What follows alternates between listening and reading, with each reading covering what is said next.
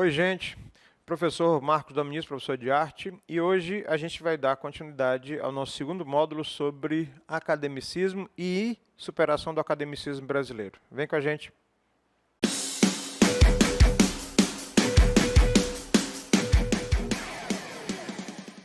Bom, século XIX, eu já na aula anterior dei uma olhada aí, eu já dei um norte mais ou menos do que aconteceu. Um período de grande prosperidade cultural, o resultado que a gente tem são muitos nomes da literatura brasileira, muitos nomes da arte brasileira e um período de muita representação tanto artística, quanto filosófica, quanto cultural e social do que acontecia no Brasil naquela época.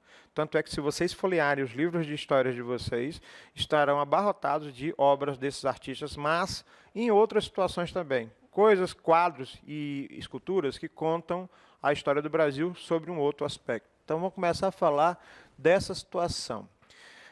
Na Europa, a gente teve, só para facilitar a compreensão, neoclassicismo, realismo e romantismo, certo? Então, você tem, no início do século XIX, essas três manifestações e, ao final, né, o impressionismo e o pós-impressionismo. Professor, e no Brasil, no século XIX?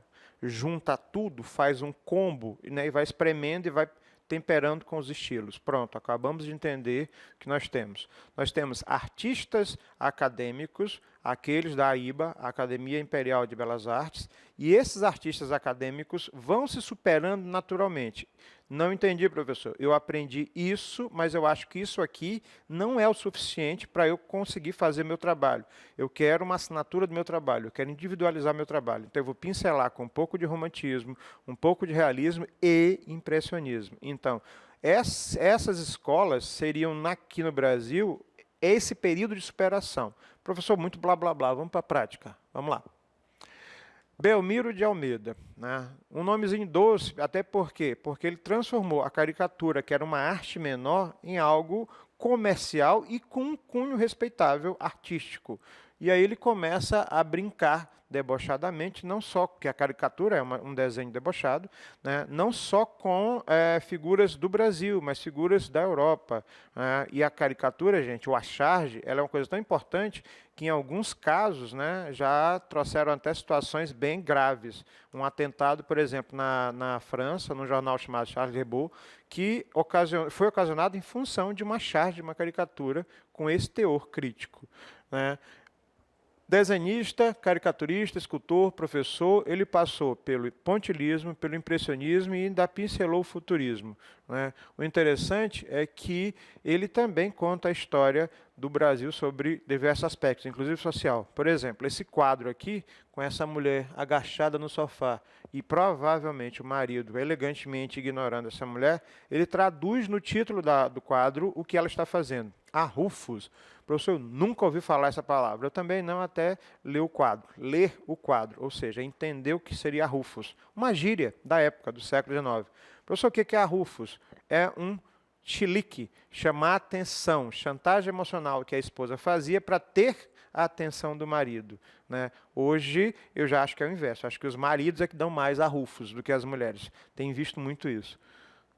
Alvin Correia. Bom, eu não vou passar muito tempo aqui para não ser barrado pela censura, mas o rabisco do desenho dele deixa claro a confusão que ele causava a cada obra de um nu feminino. Ao invés de ser um nu, abre aspas, comportado, ele exagerava nessa carga erótica, e aí se prepare que os humores cheios de pudores do século XIX criavam bastante tumulto. Eu coloquei essa, mas vocês vão pesquisar, porque eu sei que vocês vão pesquisar, sobre Alvin Correia. E o mais interessante, até comentei sobre isso, é essa visão bem moderna que ele tem da humanidade. Gente, eu mostrei essa obra numa aula, alguém disse que parece um filme chamado Guerra do Mundo Z, ou alguma coisa do tipo. Só sei que essa nave alienígena aqui foi pintada pelo Alvin Correia no início do século XX. Olha a visão desse caboclo. É óbvio que ele foi criticado na época, por quê? Né, porque parecia uma brincadeira infantil. Mas se você olhar, parecem naves alienígenas. Né, eu só lembro daquela família de heróis, né, Os Incríveis, acho que é isso o nome do filme. Antônio Parreiras, quadros históricos, nus femininos sensuais e muitas obras que foram elogiadas na Europa, que era considerada mais moderna, mas foram criticadas no Brasil por causa de um conservadorismo. Quase não parece com o que a gente vive hoje. Eu coloquei essa obra aqui em particular, por quê? Porque em ano, né, onde a questão do racismo, entre outras coisas, ela está muito forte aqui no Brasil, né, uma obra sobre zumbi, feita pelo Antônio Parreiras, onde ele exalta a figura do zumbi como um ícone de resistência negra, é de um nível de importância gigantesco. Então, tomem cuidado e pesquisem mais sobre obras que tratam sobre figuras negras que foram exaltadas, né, ou simplesmente retratadas por esses pintores no século XIX. Isso é importante. Jornada dos Mártires. Não precisa de muito esforço para entender que a obra dele aqui tem um tom de crítica, porque fala sobre os mártires da Inconfidência Mineira, né? A cabeça baixa e alguns com os braços ou mãos acorrentados, amarrados, deixa claro a visão dele sobre a Inconfidência Mineira. Deixar claro que são idealizações. Esses artistas nunca estiveram, talvez em um caso ou outro, nesse local exatamente. Então, eles vão idealizando a obra e a gente vai comprando como real. Rodolfo e Henrique Bernadelli. Os dois são irmãos, né? Um nasceu no México e o outro no Chile. E os dois são irmãos. Como assim, professor? Eles são irmãos por quê? Porque a família rodava para caramba e ia tendo um filho em cada país. O interessante é que eles dois se destacaram, mas não são os únicos artistas da família. Um na escultura realista, o outro na pintura romântica. Olha o período de superação.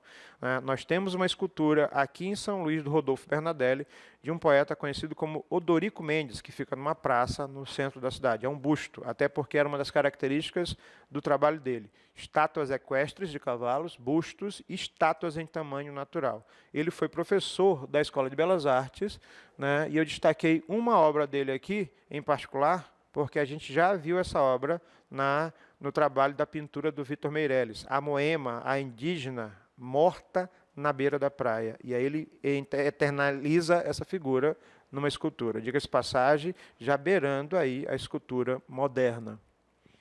O Henrique Bernadelli, eu coloquei uma obra só dele para causar polêmica. O nome da obra chama-se Messalina.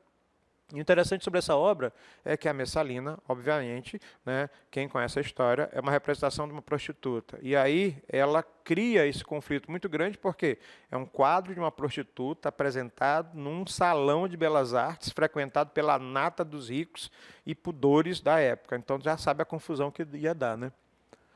Outra obra do Bernadelli, do Henrique, né, e aí ele coloca uma intimidade muito pessoal da modelo.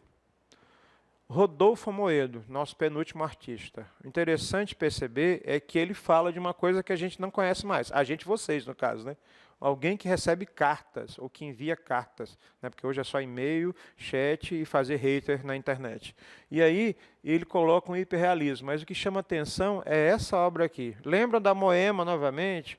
Olha o índio brasileiro deitado na praia, morto, na forma de um Cristo, com um jesuíta segurando no colo como se fosse a Pietà de Michelangelo. Pronto, acabei de escrever a obra toda. O índio, a tribo, que é morta pelo português, mas se você souber ler, vai entender do que se trata. Se não, vai passar batido, né? O peso da ignorância sobre a obra final. Eliseu Visconti, nosso nosso mais expressivo impressionista brasileiro, estudou na Europa, estudou no Brasil, né? Passou discretamente pelo impressionismo, fez o trabalho dele, apesar do impressionismo não ser tão bem aceito, mas deixou a assinatura dele, né? Mais uma obra do Eliseu Visconti. E dois nomes que eu vou destacar para vocês, né? Dois nomes, um nome em particular e uma obra para a gente finalizar.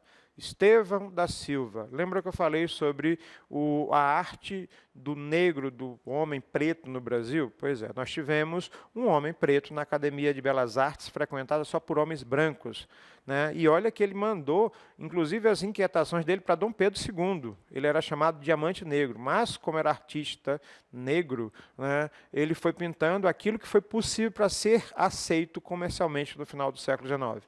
Naturezas mortas hiperrealistas, e aí ele vai lá e dá a pincelada dele quando ele coloca uma pessoa, né, mestiça com traços negros numa obra, como é o caso desse garoto com a melancia.